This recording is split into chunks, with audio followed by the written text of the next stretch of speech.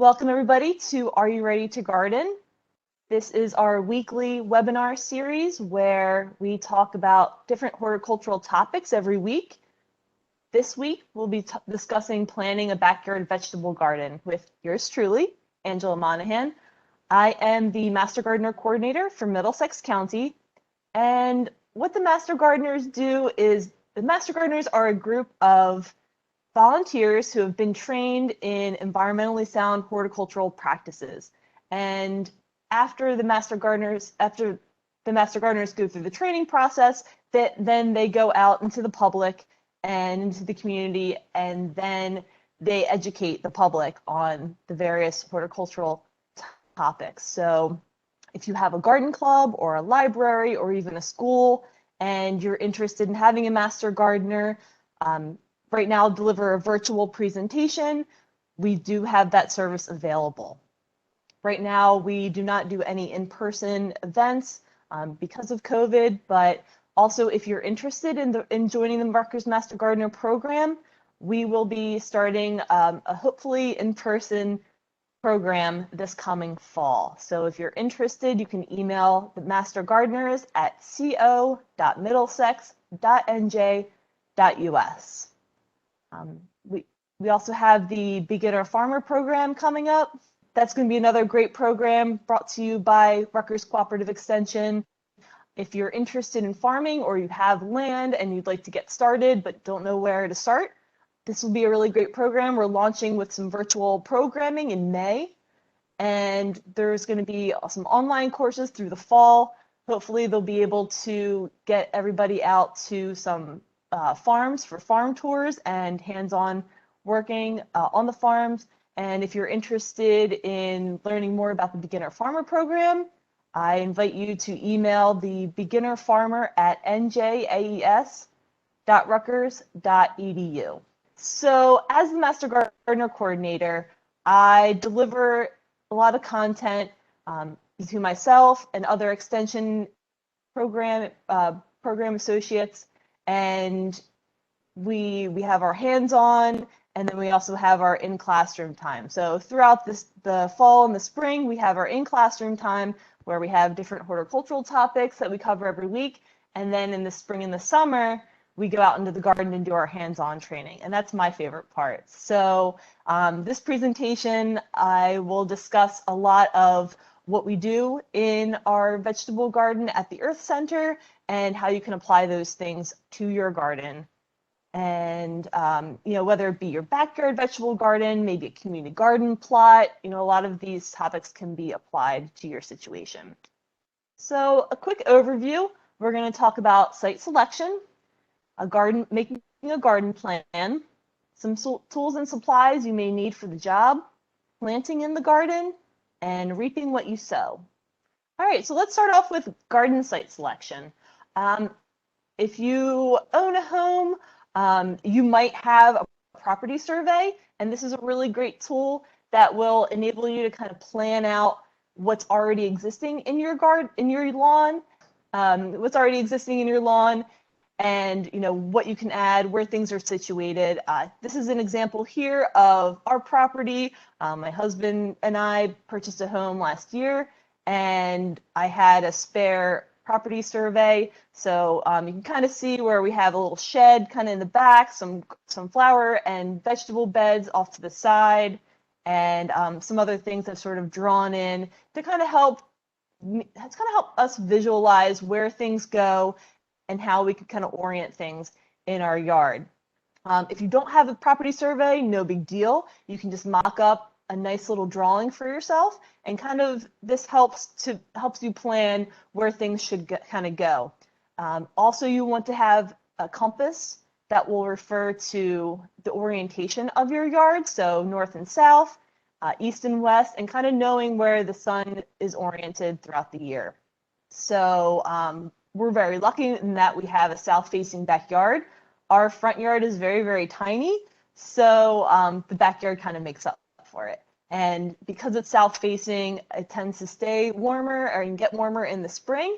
And we also have some fencing, which is good, and that also blocks the wind. So again, in your garden site selection, are you going to be planting in your front yard or your backyard? This is something that people have to decide, and you may be very limited if you live in a neighborhood where you're not really allowed to plant a lot of vegetables in your front yard. So definitely check with your municipality or your HOA and before you go and you plant your garden. And then also think about garden size. You really, if you're just starting off with a vegetable garden, think about starting small. I would recommend a square foot garden. Square foot gardens are great. You can grow a lot in a small space, and they're usually about 4 foot by 4 foot. And like I said, you can really plant a lot in that space. I would recommend, if you're interested in a square foot garden, to pick up the book, Square Foot Gardening. Mel, I can't remember his last name, but it's a very popular book. It's been around for a while, and it's tried and true method. So if you're interested in that, I would highly recommend picking up that book. And then maybe if you want to go a little bit bigger, maybe if you have some experience and you're thinking you have big plans, maybe start off with a 4x8. That's what we started off with last year, the first year with our vegetable garden. And I definitely planted a little too much, to be honest, but it was a great way to kind of start off and kind of be able to expand from that point. And another thing you might want to consider is, are you going to grow in a raised bed or in the ground? Raised beds are great because the soil warms up a little bit faster in the spring, and you can also amend your soil a little bit easier. You can also have more well-drained soil, maybe if you have some clay in ground. But if you also want an in-ground garden that may be a little bit bigger, you might have some weed issues with in-ground, but you could still make it work if that's what you have. Raised bed garden will entail some building and some building materials such as lumber and screws and whatnot. They're not usually very expensive, but they both have their benefits. All right, so let's do a garden site assessment. And when you're assessing your yard, you want to think about sunlight, right? Because that's how plants photosynthesize, they create their own food essentially, and you want to make sure that your garden's going to have a lot of sun, because a lot of your vegetable plants need full sun, which is about 6 to 8 hours. So your tomato, pepper, eggplants, squash, they need full sun. Plants that could tolerate a little bit more shade would be kind of your leafy greens like lettuce and kale. But generally speaking, if you'd like to have a vegetable garden, at least 6 hours would be beneficial for optimum growth of your plants. You also want to observe the direction of the sun and how it goes across your lawn there. I'm kind of getting some west sun here because this is the west side of our house. And so knowing how the sun moves across your lawn will help you decide if you have some shady spots. Maybe you don't want to, it's kind of in the afternoon, you don't want to put your garden in a shadier spot. You want to make sure it has really good sun. And then also thinking about the soil. The soil is so important. It's kind of like the canvas of your vegetable garden. So thinking about soil moisture and soil texture, with soil moisture is if you're going to be gardening in the ground, is it dry? Is it moist? Is it wet? Do the ribbon test. The ribbon test, a picture you see here, you can take a handful of soil and kind of push in between your pointer finger and your thumb, and if it creates a distinct ribbon, then you have a lot of clay and loam in your soil. But if it crumbles, then it might be a little more sandy. You might have a little more sand in your soil. So that's a really great way to discern soil moisture as well as texture. So figuring out what kind of soil you have is going to be really important to know how to amend your soil. And then also testing your soil, very, very important. This helps you, the soil test is going to determine its characteristics, right? So knowing the pH, which is very important. You want to know if your soil is acidic or more alkaline. So usually vegetable gardens, you want to have a soil pH of between like 6.3 and 7. 7 is going to be a little bit more on the alkaline side, whereas, down lower to the 6s is going to be a little more acidic. So by getting a soil test, Rutgers offers soil tests for a minimal charge. Knowing your soil pH will be very important to know whether you have to amend your soil in any way. Also, it will tell you the nutrient levels in your soil, and you can also opt to have a composition of your soil tested. So you'll be able to know if your soil is sandy versus clay versus loamy. And the Rutgers Soil Testing Lab website is here, njaes.rutgers.edu, Soil Testing Lab. I would also recommend just Google or going on your browser and typing in Soil Testing Lab, Rutgers Soil Testing Lab. Okay, so thinking about the garden plan. Dreaming is the fun part, right? So in January, when the gardening catalogs and all the gardening catalogs start coming in, that's when gardeners really start dreaming. It's cold and there's no life in the garden. That's the kind of the best time for gardeners to really plan their garden. So I would recommend going through the catalogs and making a list of what you'd like to grow. What are some of your family favorites? Maybe your kids don't really like to eat vegetables. Growing and letting them pick out what type of vegetables they want to grow is a really great way to get them interested and a great way to get them to eat vegetables. So letting them peruse the catalog, maybe there's a cool color beet, or broccoli looks really fun to grow. Let the kiddos kind of go through and see what plants that they want to grow. I know that with my grandparents, I was going through a catalog one time and I saw this pawpaw tree, and I was reading the description, and the description said, tastes like banana custard. And that really got our attention. So we ended up buying 2 trees because you need 2 for cross-pollination. And it took about 5 to 8 years for them to start to fruit.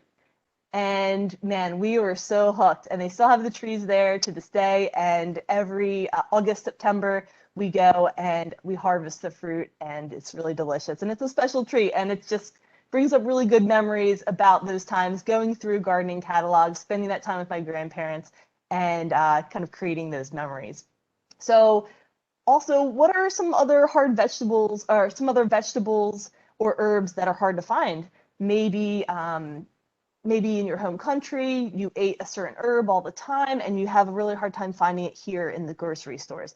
You could grow that.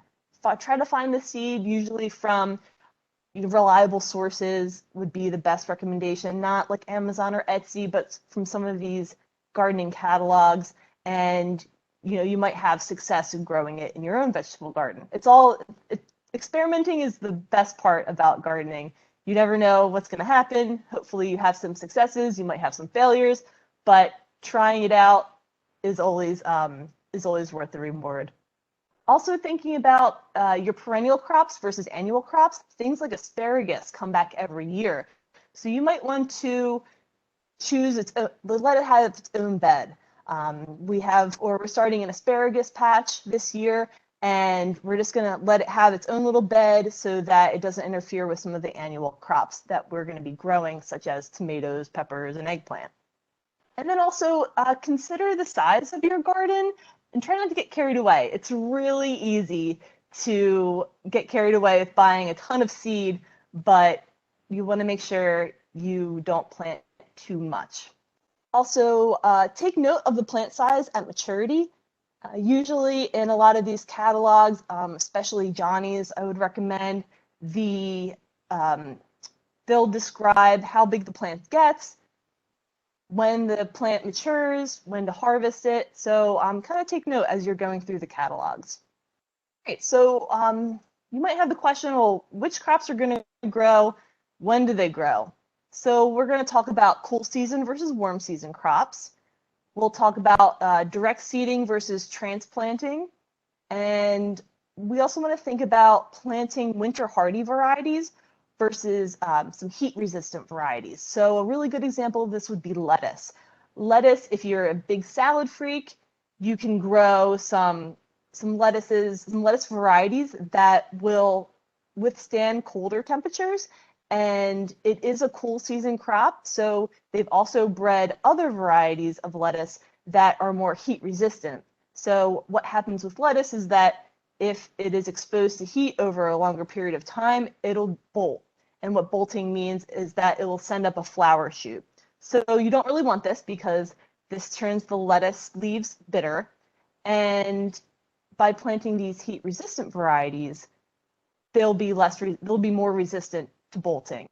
So if you want to plan to have a succession of lettuce throughout the summer, you want to make sure you're going to plant the winter hardy lettuce in the early spring, and then as the season progresses in the summer, you want to plant more of your heat-resistant varieties. You also want to think about disease-resistant varieties. This is especially the case with tomatoes. I know a lot of us love heirloom tomatoes, but they tend to be a little more susceptible to disease. So yes, you can have that heirloom tomato, but maybe you also want to consider a hybrid variety that is more disease resistant so that you might have a longer period of harvest. And then also, again, you want to consider days to harvest. If you want to be the first on the block with tomatoes, then I would recommend varieties such as Early Girl or Independence Day. And those are really great varieties that'll come on a little bit earlier and will provide an earlier harvest. So I promised we'd talk about cool season crops. So what cool season crops are? They're plants that have adapted to cooler climates. They usually prefer temperatures around 70 degrees or below, and they can thrive at about 15 degrees lower than what's preferred by warm season crops. They also tend to germinate in soils that are a lot cooler, between 40 and 45 degrees, depending on the variety. And these include brassicas, such as your kale, cabbage, broccoli, and cauliflower, your leafy greens, such as lettuce, also your root crops, such as beets and carrots and radish, and then peas. So those are cool season crops. Now, warm season crops are plants that have adapted to warmer climates. They prefer temperatures between 70 and 85 degrees, but can also tolerate a little warmer. And they like to germinate at temperatures around 75. So, for example, if you're planting peppers, peppers, especially hot peppers, like bottom heat. So peppers are usually ones that we transplant, and we start indoors and then we transplant out later in the season.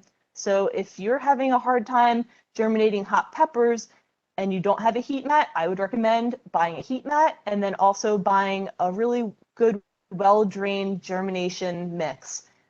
That's going to be really fine, and you also don't want to bury the pepper too much.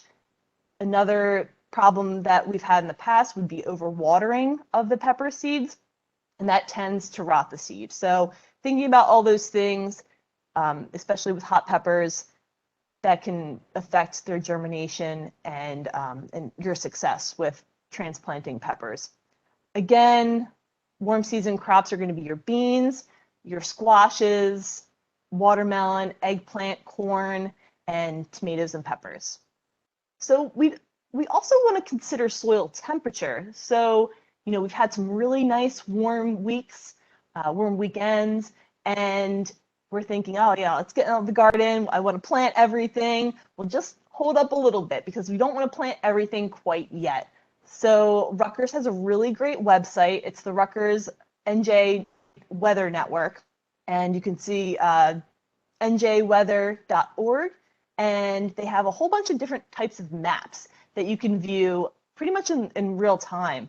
And the one that I found to be really helpful in the garden is this soil temperature map that you can see here on the right. So what it's showing us is what the about average temperature is for certain areas in New Jersey. So as you can see, South Jersey is going to be a lot warmer than North Jersey. This was a picture from yesterday evening, and when I checked today, the soil temperature had gone up in South Jersey about 2 degrees, which was amazing. So by knowing the soil temperature, will help us determine what crops we can seed, we can plant and when. So things like your beets, cabbage, potatoes and spinach and turnips, you can grow them at a minimum when the soil temperature is at a minimum of 40 degrees. That's not the optimum necessarily, but you can start planting at that time. You might need some row cover to kind of keep them warm, but it's usually recommended, they say around St. Patrick's Day, so like the middle of March is when you can start planting some of your beets, your peas, your lettuces, and onions and things like that. Whereas your beans, cucumbers, pumpkins, squash, those types of plants need to be planted a little bit later in the season when the soil and the air has warmed up. The problem with seeding too early is that if it's too cold and it's too wet, the seed will rot in the soil. So you want to really consider that when you're planting in your garden. We also want to think about a planting calendar. So you want to do this kind of earlier in the season before you really start in the garden.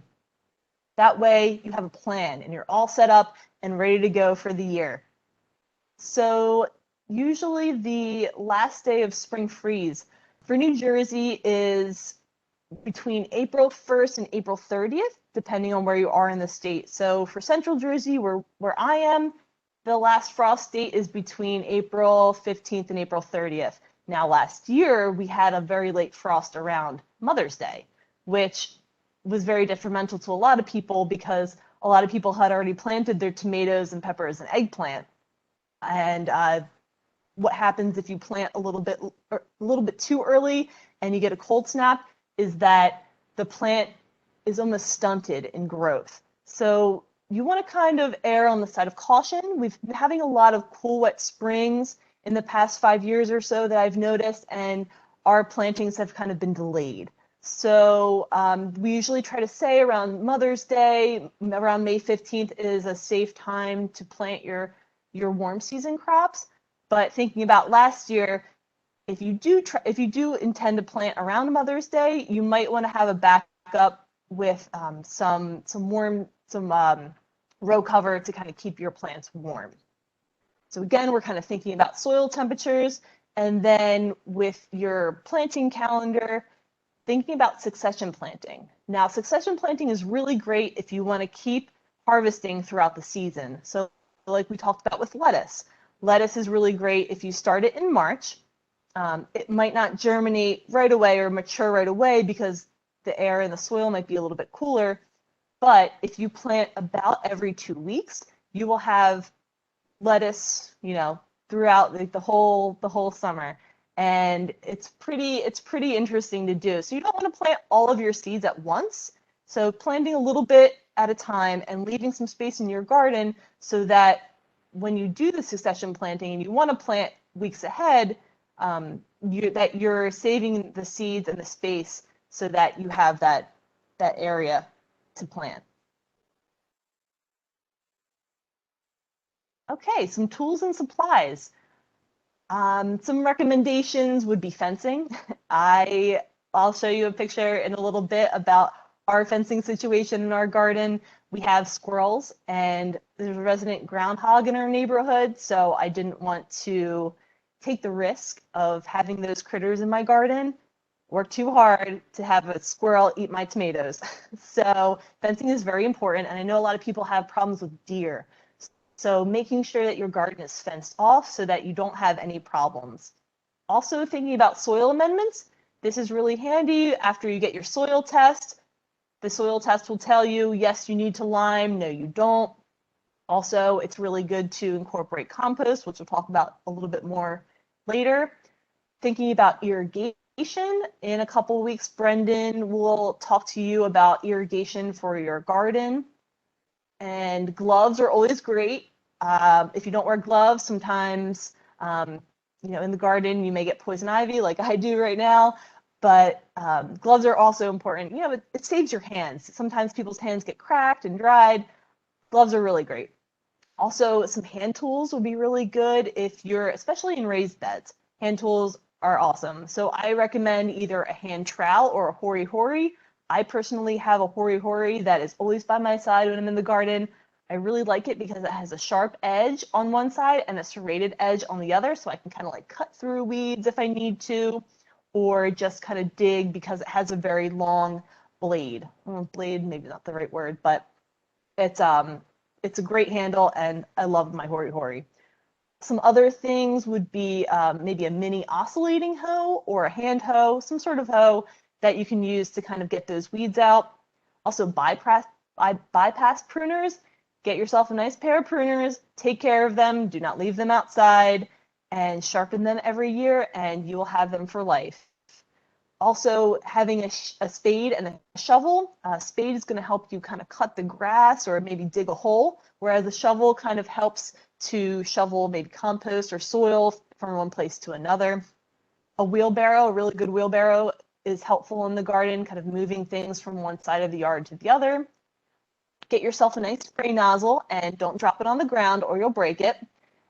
Get yourself a nice hose. You deserve it. And then also a garden fork. Garden forks help to break up the soil. They help to incorporate compost when you're adding that into your garden. And then if you're going to be building a raised bed, buying wood and screws for your raised bed. So Brendan has a really good talk that he gave last year on building raised beds, which I'll share with you the link to that later. Okay, in this slide here. So Brendan, one of our program associates at Middlesex Extension, he gave a really good talk about building your garden. That was season 1, episode 2 of Are You Ready? So you can go to tinyurl.com/rcevids to view all of our past videos. There's some really good ones if you haven't checked them out already. And he gave a really great presentation about building a raised bed and all the things that you need to know. So check that out if you're interested in building a raised bed this year. So this is an example of our funny little contraption. We put chicken wire on the top, on the side, so that nothing can get in. We still have pests, so it's not totally foolproof, but for the most part, no critters got in. So we were really happy about that. If you're going to improve your soil tilth, which means just like the texture and kind of the life of the soil, you really want to add compost every year, so about 1 to 2 inches. And I have a compost system in my backyard, so I'm able to use that compost every year to add to our soil, and it's really helpful. Also, another way to build your soil would be through green manures. And green manures are cover crops, and cover crops can be seeded either in the summer or in the spring, the summer, or in the fall, kind of depending on what you intend to do in your garden. So say you had garlic. So you can see here I have garlic in my raised bed, kind of to the right here. That's going to come out in June, and after that comes out, I plan to put some buckwheat cover crop there. And buckwheat is a good warm season cover crop. And what you want to do is you would seed that, water it, and then let that come up until it flowers, right between when it flowers and right before it goes to seed. So then you want to terminate it at that point. So you can you could weed whack it, you could pull it out, but you kind of want to leave that the buckwheat to decay in your soil, and that will help create organic matter, which helps with water and nutrient retention, and it helps with the soil microbes. So it's a really great way to add nutrients and organic matter back into your garden. Like I said, fencing, super important. Chicken wire, and you could also use all sorts of different materials for fencing, but making sure that you're fencing before you have the problem, not after. Also, you want to incorporate amendments. So like I said, if you have a very acidic soil, the soil test report might recommend that you lime your soil, and the lime requirements and how to do that are also on that report. So they'll be really helpful. And then if your soil test report comes back and it says you do need fertilizer, then you want to make sure you add the right amount of fertilizer and you know how much you need. And on the soil test report, they send you an email, and there's a really great website on there where you can type in how much fertilizer that you'll need, and they'll recommend a brand and what type of fertilizer you should use.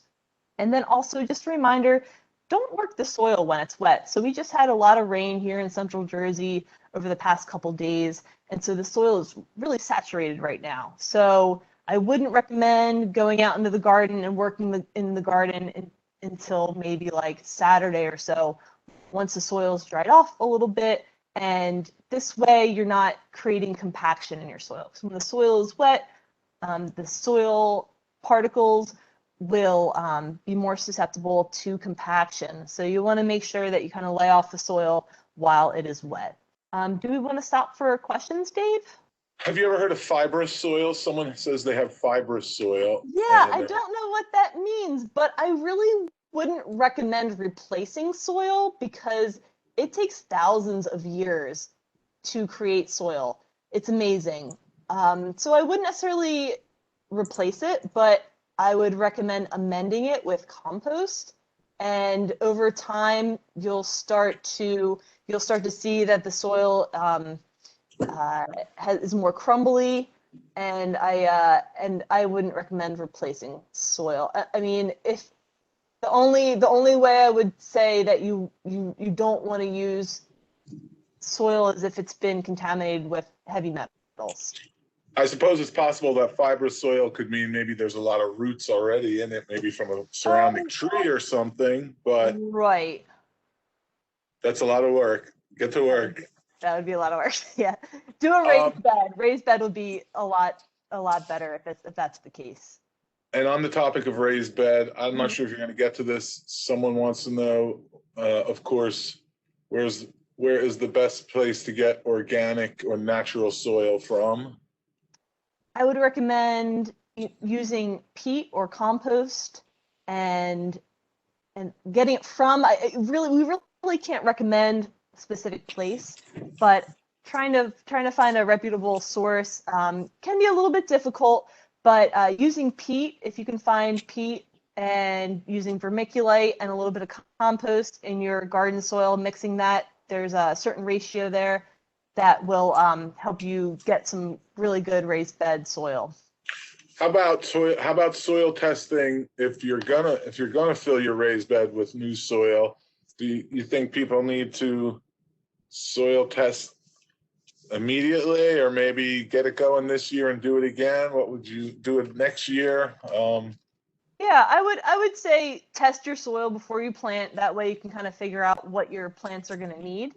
And then usually they say you don't need to test your soil every year unless it's very acidic and you're amending it, or there's some sort of issue and you need to amend that issue. So you really only need to test your soil every 3 years. Okay, so we were going to talk about transplants. So transplants are plants that we start indoors before the start of the growing season. You're kind of giving the plants a head start. And a lot of times you want to grow transplants because these are plants that don't tolerate cold weather and that take a long time to grow from seed to harvest. And a lot of those plants are going to be your peppers, your tomatoes, eggplant, and those are the 3 main ones that you want to start from transplants, that you want to start from seed indoors and then transplant out in the garden later. So thinking about when you're transplanting, there's a thing called transplant shock. So you want to make sure that you're transplanting on a cloudy day or maybe in the evening, because when you're transplanting, you're disturbing the roots and the soil. So this is a big shock to the plants. Think about when you've moved in your life. So if you've ever moved or you've gone to college or something like that, it's a big shock when you move, right? So it's the same thing that's happening to a plant. You're kind of shocking the plant. It's in a new situation and it needs some time to adjust. So it's about 2 weeks or so to when the plant really starts pushing out new leaves and it's settled and say, hey, this is my home. I'm going for it. And you really want to make sure that you're keeping the soil moist during establishment. You don't want to let the soil totally dry out, because this will increase the shock even more. And we're going to talk about spacing in a little bit, but those are the two, the couple things that you really want to consider when you're transplanting. And then direct seeding is when you're going to be sowing the seeds directly into the ground. And so we have a master gardener here from a couple years ago using a seeder, and you could see the orange container on that seeder. It's called a hopper. You put the seed in there, and some seeders have special discs where will help with spacing of the seed. So things need to be spaced appropriately, which we'll talk about in a little bit. But the seeder helps so that in a larger space, you can seed in a straight row, you have the correct spacing, and you're not hunched over and seeding into the garden. So if you have a larger kind of in-ground space or even a farm, using something like this, like a seeder, will help with spacing out your seeds and soil depth, depth of the soil with the seed and things like that. It's a really great tool. You also want to think about not burying the seed too deeply. If you bury the seed too deep, it will not germinate. So I like to kind of err on the side of a little too shallow. And you can find guides to how deep you need to seed, through the catalogs or even different sources online. When you're looking for different garden advice, I would highly recommend using a .edu site. Type in your question and then extension. That's kind of what I do if I have a question about gardening. And those are the reliable sources where you'll be able to find the good research-based information. And again, you want to keep the soil moist during germination, because you don't want to let the seed dry out. Once water hits the seed, that makes a chemical reaction within the seed, and it starts the germination process. So what happens is the radical, or the baby root, goes into the soil first, and it kind of establishes and grounds the seed, and then the shoot comes up after that, and that's when the first leaves come out, and they start to grow, and then you get your true set of leaves, and then the seed starts to establish itself. So some crops that perform better when sown in the ground, things like your root crops, radish, carrots, beets, they do a lot better when they're just directly sown. And things like lettuce, turnips, spinach, sunflowers, melons, and squash, all those things with the asterisk there, they can be transplanted, but they really do a lot better if you directly sow them into the soil. Oh, and then one thing I didn't mention about transplanting is that when you're transplanting, you want to make sure that the plant is established and that it has at least its first set of true leaves. So the first leaves that emerge are called the cotyledon leaves. Those are the seed leaves. And it's really when the second set of leaves come out is when you can transplant. So just kind of think about that if you're seeding indoors. Great. Proper spacing. So we want to provide adequate airflow, as this prevents disease. So proper spacing is really important. You also don't want to overcrowd the plants, because that can stunt growth, because then they're going to be competing against each other for water and nutrients. And you want to make sure that all the plants get all the water and nutrients that they need for optimal growth. So you don't want to stunt the plant, making sure that enough water and nutrients are getting to each plant by spacing them out. And like I said, preventing disease is really important. So this is a way that you can prevent disease from the onset by spacing out your plants properly. All right, mulches.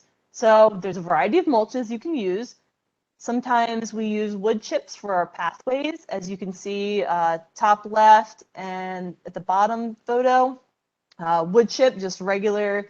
We don't want to add any dyed wood mulches to our vegetable garden, but natural wood chips are great. Then also straw is really good. You don't want to add hay.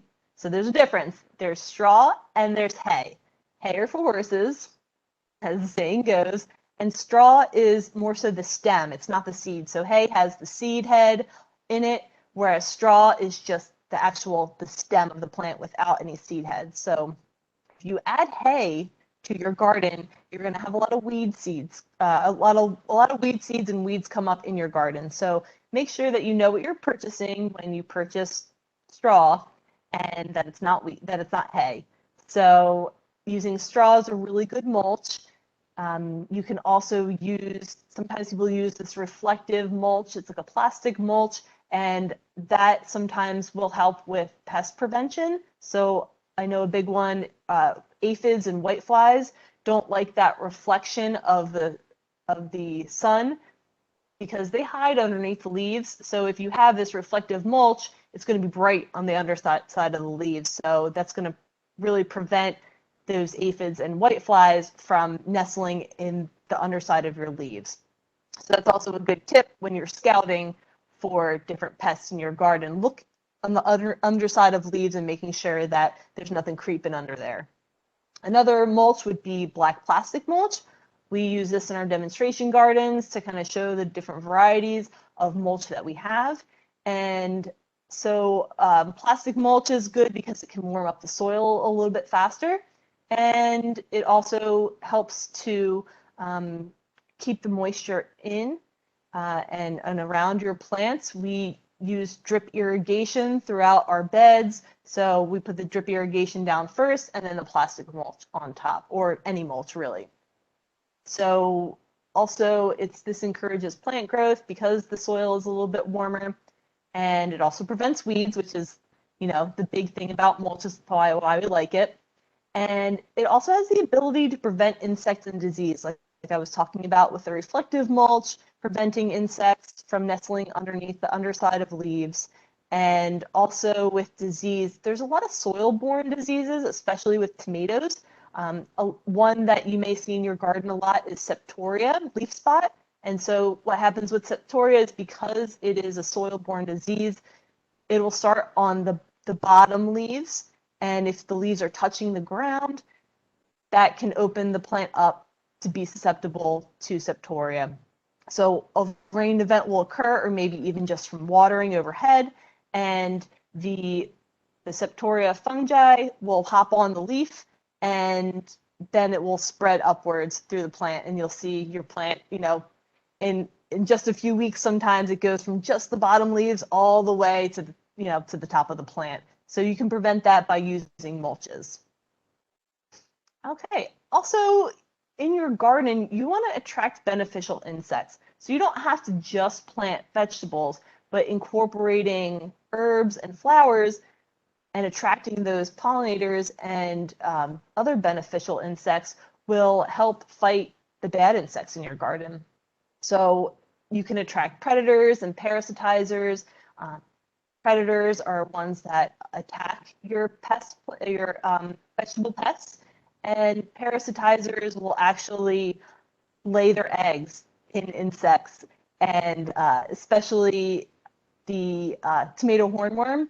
I have a fun picture, not on here, but there's a tomato hornworm where it's been parasitized by a wasp, and what happens is the wasp will lay its egg sacs. So if you see a tomato hornworm in your garden and it has these little white egg sacs on its back, that's been parasitized, and let that tomato hornworm go, because then you'll have more parasitic wasps in your garden to fight those hornworms.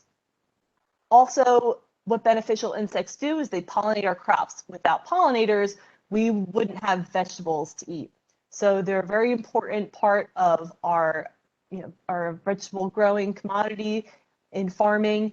And by planting some of these beneficial flowers and herbs, you can attract the beneficial insects and pollinators into your garden. So things like squash are pollinated by bees, and so incorporating some of those flowers will attract bees to your garden. So flowers can act as food, pollen and nectar provide food source, and they can also be host plants. So it's pretty much your baby insect nursery. And they also provide shelter, and like I said, they can ward off other pests. So examples of plants that you can incorporate into your garden would be zinnias, garlic chives, butterfly weed. You might want to put that, maybe not so much in your vegetable garden, but maybe close by. Echinacea, sage, dill, mountain mint, just to name a few.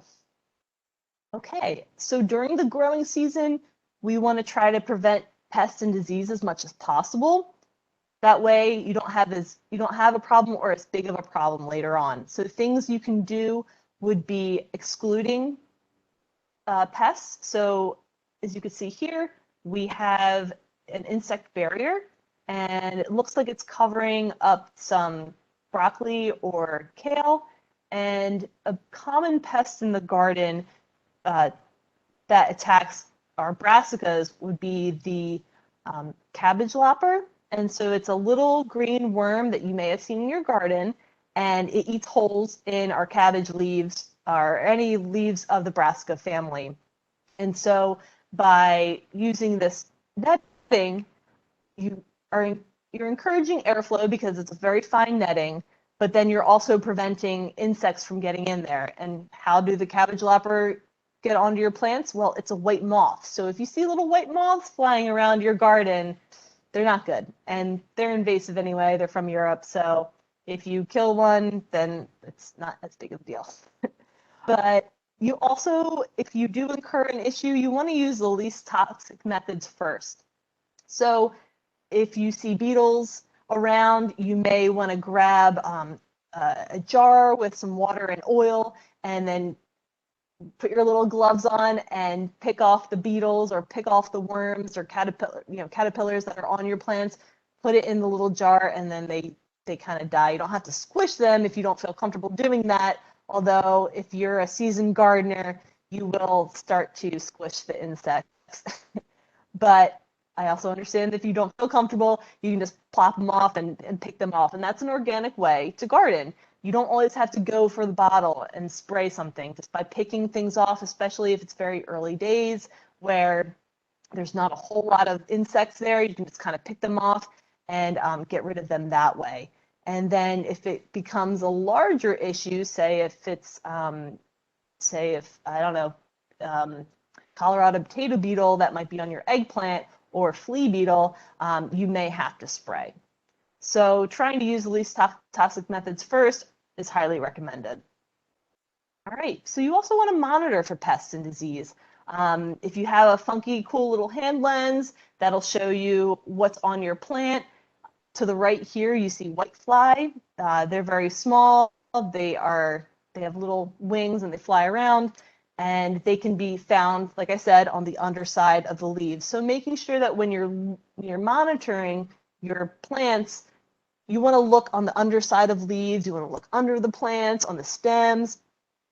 To the left here, you see some eggs. It looks like, I'm pretty sure that was squash bug, which, yeah, that's squash bug. They are such a pain. But they lay their eggs on the underside of the leaves because it protects the eggs.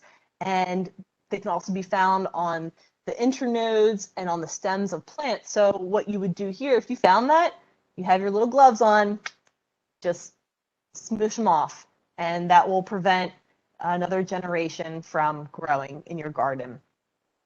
So just making sure that you're on top of it, maybe go out every other day, just kind of peruse the garden, as you're harvesting things, kind of take a look, on the other side of the leaves. If you see some things eating your leaves, looking around to see if you can find the cause of it. And disease prevention is really key as well. So if you see one leaf that's looking like it has some spots on it, maybe you want to remove that leaf so that it doesn't spread. Also, if you're looking to identify pests, bugguide.net is a really good way to ID insects. You also want to keep weeds in check. So you can see the left here, those weeds are very small, and you want to make sure that you're weeding right away. it's better if you put mulch down. This person, I guess, chose not to put mulch down right away. So you want to make sure that you're getting the weeds at the thread stage. So when they're very small and very early on, so that way it doesn't become an issue. You really want to make sure, yes, that you get it early on, but if, you know, you go on vacation for a couple days and you're not around, once the plant establishes itself, you want to make sure it doesn't go to seed. So you don't want it to flower and go to seed, or else it will multiply in your garden. Other plants can multiply by roots, so just making sure that you're getting all those weeds, because the weeds will also compete with your crop plant, and it will take away the nutrients and water from your crop, so that can also stunt and reduce yields in your garden. And a lot of other broadleaf weeds will have a very deep taproot. So you can see here, this weed has a very long taproot. So you really want to make sure that you're digging out that taproot, or else it'll regerminate or reappear in your garden, and you do not want that. So also let's talk about watering. Watering is very important to keep your vegetables healthy. And we don't want to water overhead. As you can see on the left-hand side, we're not watering overhead, because if you're watering the leaves, you're not actually watering the plant. And you're going to encourage disease if you water the leaves. So making sure that you're watering around the soil level. The roots are the part of the plant that uptake water and nutrients. So by watering the leaves, you're not really doing the plant a service. So by watering the roots, the root area, you can deliver water directly to the roots. So another thing to think about is watering in the morning, and this way the plant has time to dry off if it does get wet, and then also it doesn't get stressed throughout the heat of the day, because in the summer, you know, it can get pretty warm, and if the soil is very dry, the plant can become wilted and stressed out, and that can prevent your plants from maturing and giving you fruit. So thinking about preventing disease, we're watering the roots. You can also use some sort of drip irrigation or soaker hoses. And you also don't want to overwater. So also considering rain events. So we might have a couple days that have been very rainy, and we probably have had enough rain, you know, for a couple days, especially now that it's cold. But also thinking in the summer, if you have very large rain events, you may not want to water that week. We're only talking about 1 inch of water pretty much for plants per week. So you can also find that you'll have some issues with plants and disease if you overwater, because that can encourage soil diseases. You could also encourage root rot. I know that's a really big issue with overwatering in houseplants. So thinking about making sure that you're not overwatering, but just delivering the right amount of water to your garden. Let's talk a little bit about fertilizers. You want to fertilize throughout the season, depending on the plant's need and your soil test report. So Rutgers has a really great fact sheet. It's called Fertilizing the Home Garden, and it's a great resource. It's going to tell you how much fertilizer you should deliver to your plants, you know, when, and it gives you the kind of the formula on which plants, which nutrients the plants are going to need, and how much that you're going to give your plants throughout the year. So there's macronutrients, which is going to be your nitrogen, phosphorus, and potassium, and those are the big nutrients that the plant needs the most of. And then you're also your micronutrients, which the plant needs a little bit less of. So by incorporating fertilizers with both macro and micronutrients, the plant's going to have, you know, its full delivery of fertilizer.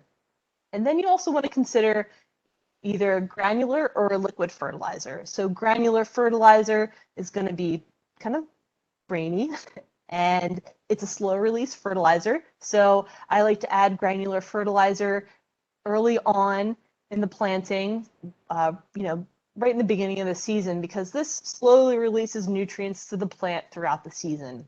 And then if say if I'm taking care of tomato plants, I would use a liquid fertilizer. You could deliver this through a watering can or through irrigation lines. And this will be a faster uptake in the plant. And say the tomato is about to fruit, you might want to deliver some liquid fertilizer so the plant takes up the nutrients a little bit faster, and the fruit can mature to its best ability. You might hear the term side dressing. Side dressing, as you can kind of see here to the right, is just delivering some granular fertilizer to the left or the right of the plant, and it's still hitting that root zone. And you're going to take your little garden fork and you're going to incorporate it into the soil, and that way the plant will have some nutrients there that way. And then also thinking about not delivering too much nitrogen to your plants, because if you deliver too much nitrogen, especially to tomatoes or a lot of your fruiting crops, you're going to have all plant and no fruit. So really following the soil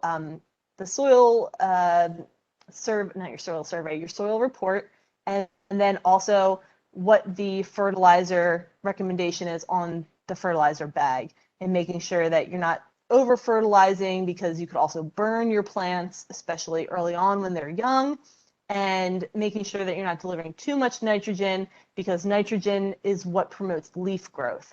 So you want to make sure you don't add too much nitrogen, that way you're going to get fruit later on. All right, harvest time. This is what we've all been waiting for. So, we're in the middle to the end of the season, and you're so excited to pick that pepper, but it's green and it's not turning red. Well, why isn't it turning red? Well, things like bell peppers, it does take a while for them to mature. So you might be really excited to see peppers, in July or even early August, but it might not be the best time to harvest. So you really want to make sure that when you plant your varieties, that you're going to note the maturity dates. And the maturity dates are going to be your guide to knowing when to correctly harvest that plant. So I have found, especially for bell peppers, that waiting until late August and even September have been the best times to harvest peppers, because they take that long to mature. And especially if you want a red pepper, you don't like green peppers, maybe they give you agita or upset stomach, then you want to wait to harvest that red pepper. And you really do want to understand when your vegetables are ready to harvest. So knowing different cues about the length, how long they should be, different colors. Tomatoes can be harvested a little bit on the earlier side. So if they do recommend that if it's a little bit more than blush, you're starting to see some pink or some red, you can harvest it at that time and then let it sit on the windowsill and let it mature off the vine, especially if there's a big rain event coming and you're worried about cracking. Also, you want to make sure you rinse your vegetables before storage for a longer shelf life, and especially if you've sprayed some sort of pesticide, whether it's organic or not organic, you do want to make sure that you're cleaning off your vegetables before use. And also considering proper storage. So some vegetables are better in the fridge than others. It's highly recommended that you do not refrigerate tomatoes, because they kind of lose flavor. So other things like leafy greens and herbs, are recommended to go into the refrigerator. Things like asparagus, if you cut asparagus, you can take a cup of water, not too deep, just kind of shallow, and put the spears, at the cut end at the bottom, and that'll keep your asparagus for longer. And if you have too much produce and you don't know what to do with it, I would recommend learning some proper storage methods, maybe freezing or canning. And we do have some recorded episodes from last spring, episodes 9 and 10. And we have the FCHS ladies who came on, and they were talking about proper freezing and canning methods. So I highly recommend trying those out. Also, share with your friends, your family, and maybe even neighbors, or if there's a local food bank that you'd like to donate to, make sure you call them ahead of time, because sometimes food banks don't always accept fresh produce on days that they're not, giving away, right? Because they don't necessarily have refrigeration. So, share the goods. All right, so just to recap, the secrets of a successful garden: choosing healthy plants, making sure that when you go to the nursery or, or anywhere, that anytime you're choosing a plant, you want to make sure it's healthy, that there's no signs of disease or pests on the plant, and that you're sourcing your seeds from reputable retailers, okay?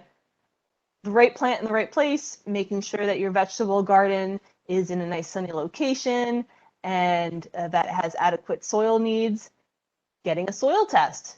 That way you know what's in your soil, what you can expect from your soil, and what kind of amendments you need as far as fertilizers and lime and things like that. You want to prepare your garden soil with your composted amendments as per your soil test report, and creating a little insectary for beneficial insects. That way you can prevent different insects from attacking your vegetables, and scouting for disease and pests daily or every other day is probably more realistic. You want to make sure you evenly water your garden and you're watering at the roots, that you don't overwater, and make sure that you're keeping on top of the weeds. Mulching early on, right after you plant, helps very much, but if you're seeding, you might not want to mulch because you could potentially prevent the seeds from germinating. And then also knowing proper harvest techniques, do a little bit of research and know the proper time to harvest. And again, clean your vegetable garden at the end of the season. That way you can prevent disease and pests from overwintering in your vegetable garden. That's all I have. So Dave, do we have any questions? We sure do, Angela, as you might imagine.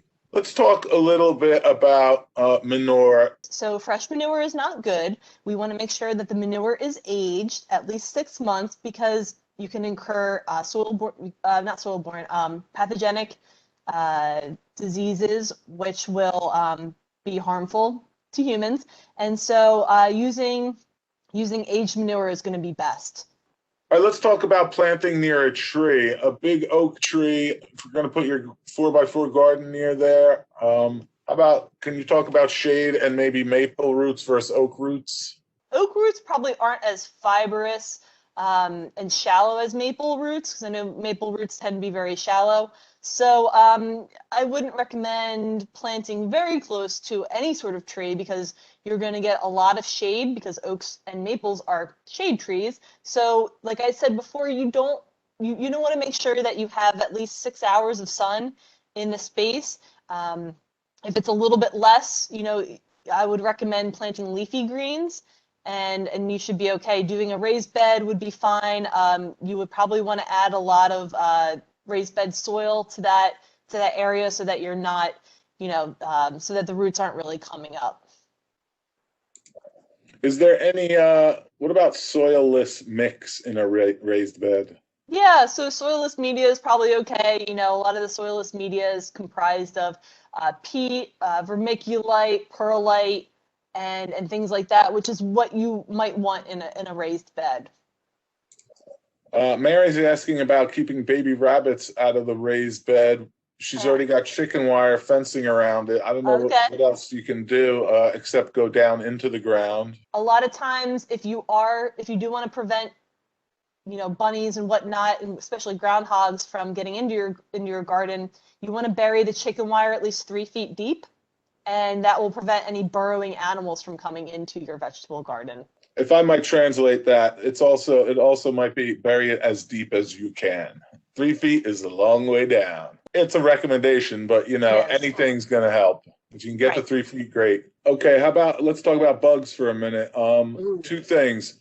We're going to have cicadas this year. Will they attack veggie gardens? And also, how about squash bugs? What's your recommendation there? Cicadas, I'm not so sure. To be honest, I've never had a problem with cicadas, but like they only come up every 7 years or so. I don't know that they're going to be an issue, so I honestly can't answer that question. As far as squash bugs go, again, scouting, making sure that you're looking on the underside of the squash leaves. They have kind of like a bronze egg, and just squish those eggs so that you don't have another generation of squash bug. Just making sure that you're monitoring them. You could probably do some sort of row cover, insect barrier, but that's kind of your last line of defense. What does neem oil work for that? You can do neem oil if you're going organic. If you don't want to use an organic and you want to use a conventional spray, something that is systemic so that it goes throughout the plant, and that way the insect will die. Once it ingest those saps, then that would be another good recommendation. Is morning 6 to 8 hours of sun better than 6 to 8 hours of afternoon sun? Yeah, I guess either way, it's probably okay. I mean, it's hotter in the afternoon, so it kind of depends on what you're growing. But I think for the most part, yeah, I think that'll be fine either way. Can you plant in between the garlic before it's harvested, like with lettuce or arugula? So like greens, can you plant greens amongst your garlic? Yeah, and I did that. I actually did that a couple weeks ago. So the garlic that I have growing in our garden, I planted some lettuce. The thing with that is, the lettuce has different watering needs than garlic does. So earlier in the season, it's fine, but later on in the season, towards like May, is when you want to stop watering garlic, because then you can encourage rot. And because it's a root crop, you don't want to water it too much. With the garlic, because it starts to dry off, and you want to make sure that it matures. So I would recommend maybe not maybe harvesting that lettuce a little bit early on, and letting that garlic kind of dry out and mature. In the topic of fertilizer, Mm-hmm. did we talk about, someone's asking a very general question about 5-10-5 fertilizer. Is that effective? Yeah, 5-10-5 is good, especially for your fruiting crops like tomatoes and eggplants, because the phosphorus is usually pretty good for the fruit development.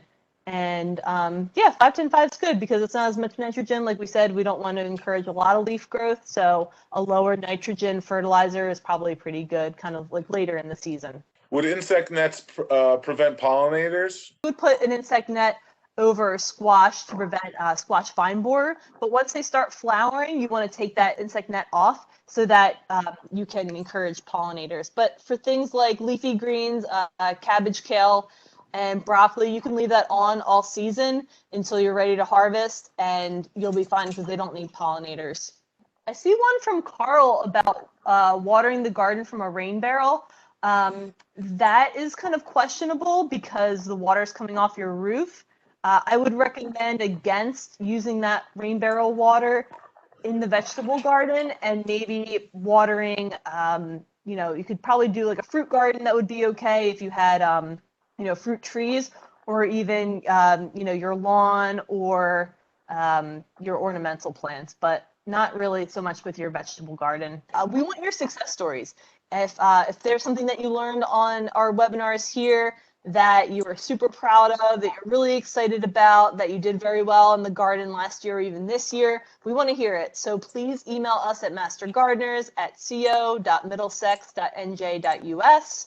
And also we have our beginner farmer course coming up starting in May. That's going to be online primarily through the fall, and then hopefully getting some hands-on trainings. And if you're interested in the Master Gardener program here in Middlesex, we'll have some more information on that kind of more so in the summer once we figure out this whole COVID situation.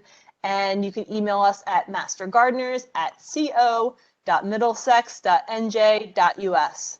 Okay, folks, I think that's it for the evening. Angela, you did a fantastic job. We got a lot of great reviews coming in the chat, so we definitely reached some people. Awesome. And thanks for your great presentation, and thanks everybody for tuning in. We hope we can all get out there and get some great gardening, and we hope to see you at the Earth Center when all this mess breaks up. Thanks, everybody.